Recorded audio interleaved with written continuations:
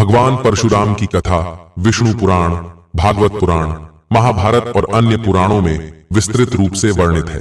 परशुराम का अवतार त्रेता युग में हुआ था और उनका जन्म ब्राह्मण आर्षि जमदग्नि और क्षत्रिय माता रेणुका के घर हुआ था। परशुराम का असली नाम राम था, लेकिन वे अपनी परशु फरसा के कारण परशुराम कहलाए। परशुराम का जन्म उस समय हुआ जब पृथ्वी पर अत्याचारी क्षत्रियों का आतंक फैला हुआ था। उनके पिता जमदग्नि एक महान तपस्वी थे और उनकी माता रेणुका एक पवित्र और धर्मनिष्ठ स्त्री थीं। परशुराम ने प्रारंभिक शिक्षा अपने माता और पिता से प्राप्त की और जल्द ही वे शस्त्र और शास्त्र दोनों में निपुण हो गए। ओह, अपनी माता से बेहद प्रेम करते थे, लेकिन अगर भगवान परशुराम अपनी माता से इतना प्रेम करते थे तो उन्होंने अपनी माता का वध क्यों किया? नमस्कार प्रिय दर्शकों, स्वागत है आपका हमारे चैनल पर। दोस्तों, अगर आप भी भगवान श्री राम को सच्चे दिल से मानते हो तो कमेंट में सच्ची श्रद्धा से जय श्री राम जरूर लिखें। दोस्तों, मैं भगवान श्री राम से प्रार्थना करता हूं कि हे प्रभु श्री राम, जो भी भक्त इस वीडियो को पूरा देखेगा और कमेंट में सच्ची श्रद्धा से जय श्री राम लिखेगा, उनके घर परिवार को सुख शांति और संपत्ति से भर देना और अपना आशीर्वाद हमेशा उसके ऊपर बनाए रखना। चलिए दोस्तों, कहानी को आरंभ करते हैं। दोस्तों, एक समय की बात है, देवर्षि नारद नारायण नारायण का जाप करते हुए यमपुरी में आते हैं। नारद जी को आता हुआ देखकर यमराज जी अत्यंत प्रसन्न हो जाते हैं और नारद जी से कहते हैं, पधारिए, देवर्षि यमपुरी में आपका स्वागत है। आज किस प्रयोजन से यमपुरी में आपका आगमन हुआ है? अवश्य ही कोई महत्वपूर्ण समाचार लेकर आए होंगे। आप तब देवर्षि कहते हैं, हे सूर्य तनय धर्मराज, आपको भी मेरा प्रणाम है। आज मैं कोई समाचार लेकर नहीं आया हूं, किंतु आपके पास मेरी एक शंका लेकर आया हूं। कृपया आप मेरी इस शंका का समाधान कीजिए। यमराज कहते हैं, हे देवर्षि, आपके मन में जो भी शंका हो निसंकोच होकर पूछ लीजिए। मैं अवश्य ही आपकी शंका का समाधान करने का प्रयास करूंगा। देवर्षि कहते हैं, हे धर्मराज, आज मैं आपके पास यह जानने के लिए आया हूं, माता से अथाह प्रेम करने वाले भगवान परशुराम ने आखिर क्यों किया अपनी माता का वध? यमराज कहते हैं, हे देवर्षि, आज आपने अत्यंत महत्वपूर्ण प्रश्न किया है। इसमें समस्त मानव जाति का कल्याण छिपा हुआ है। मैं आपको भगवान परशुराम के माता के वध का महत्व सुनाता हूं। इसे आप ध्यान से सुनिए। उसके पश्चात में आपको एक प्राचीन कथा सुनाऊंगा, जिसे सुनकर आपकी सारी शंकाएं दूर हो जाएंगी। देवर्षि भगवान परशुराम विष्णु के छठे अवतार हैं। उनके पिता का नाम जमदग्नि और माता का नाम रेणुका है। वे अपने 4 बड़े भाइयों रुक्मवान, सुषेणु, वसु और विश्वावसु तथा माता पिता के साथ गंगा नदी के पास अपने आश्रम में रहते थे। परशुराम अपने माता पिता के आदेशों का पूरी तरह से पालन करते थे और उनके प्रति उनकी श्रद्धा अथाह थी।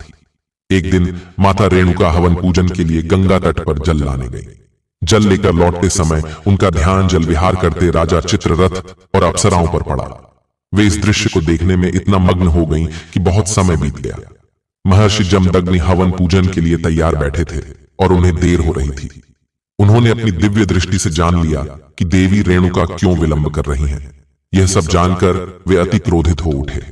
जब देवी रेणुका आश्रम पहुंची तब तक हवन में विलंब हो चुका था और महर्षि जमदग्नि आग बबूला हो गए थे। क्रोध में उन्होंने अपनी पत्नी को मर्यादा विरोधी आचरण करने के लिए दंड देने का निर्णय लिया। महर्षि जमदग्नि ने अपने पुत्रों को एक एक कर अपनी माता का वध करने का आदेश दिया, लेकिन उनके 4 पुत्रों ने इस आदेश का पालन करने से मना कर दिया। इससे क्रोधित होकर महर्षि जमदग्नि ने अपने 4 पुत्रों को विचार शून्य होने का श्राप दे दिया। भगवान परशुराम यह सब देख रहे थे। तब महर्षि जमदग्नि ने अपने सबसे छोटे पुत्र परशुराम को माता का वध करने को कहा। भूत भविष्य जानने वाले भगवान परशुराम ने बिना एक क्षण व्यतीत किए अपनी माता का सर काटकर उनका वध कर दिया। यह देख महर्षि जमदग्नि बहुत प्रसन्न हुए और उन्होंने परशुराम से 3 वरदान मांगने को कहा। भगवान परशुराम ने 3 वरदान मांगे। पहला, माता रेणुका पुनर्जीवित हो और उनके 4 भाई स्वस्थ हो जाएं। दूसरा, इनमें से किसी को भी इन बातों की स्मृति न रहे। और तीसरा, वे दीर्घायु और अजय हो। परशुराम की मांग सुनकर महर्षि जमदग्नि को अपने क्रोध का एहसास हुआ। उन्होंने तथास्तु कहकर अपने पुत्र को 3 वरदान दे दिए।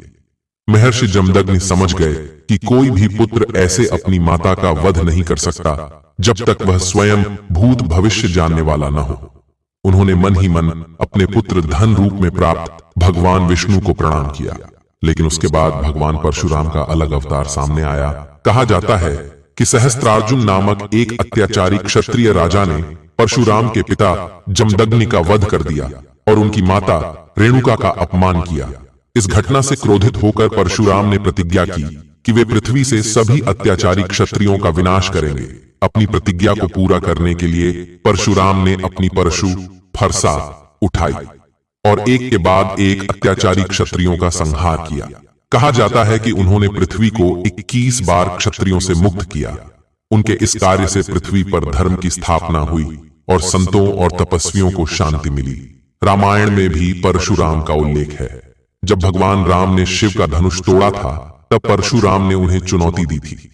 राम ने परशुराम का सम्मान करते हुए उनकी परीक्षा पास की, जिससे परशुराम संतुष्ट हुए और राम को आशीर्वाद दिया। परशुराम को चिरंजीवी माना जाता है, यानी वे अमर हैं और कलयुग के अंत तक जीवित रहेंगे। वे अभी भी तपस्या कर रहे हैं और माना जाता है कि वे भविष्य में भी धर्म की स्थापना के लिए कार्य करेंगे। महाभारत में भी परशुराम का उल्लेख मिलता है। वे भीष्म, द्रोणाचार्य और कर्ण जैसे महान योद्धाओं के गुरु थे। कर्ण ने उनसे युद्ध कला की शिक्षा प्राप्त की थी, लेकिन जब परशुराम को पता चला कि कर्ण एक क्षत्रिय है, तो उन्होंने उसे शाप दे दिया कि उसे सबसे महत्वपूर्ण समय में अपने सीखे हुए विद्या की याद नहीं रहेगी। भगवान परशुराम की कथा से यह सिद्ध होता है कि वे एक महान योद्धा, तपस्वी और धर्म रक्षक थे। उनका अवतार विष्णु के छठे अवतार के रूप में अत्यंत महत्वपूर्ण माना जाता है और उनकी पूजा आज भी अनेक स्थानों पर की जाती है। आशा करता हूं कि आपको आज की जानकारी अच्छी लगी हो तो कमेंट में जय श्री कृष्ण लिखें। धन्यवाद।